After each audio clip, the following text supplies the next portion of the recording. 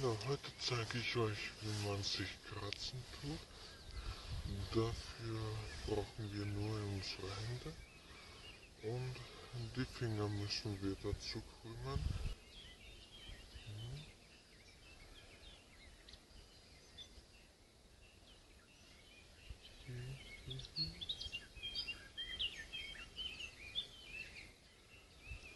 Und jetzt zu halten.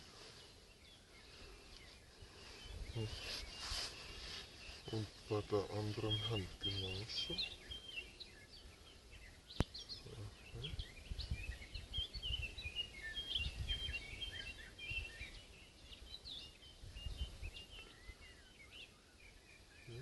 Und jetzt könnt ihr uns kratzen.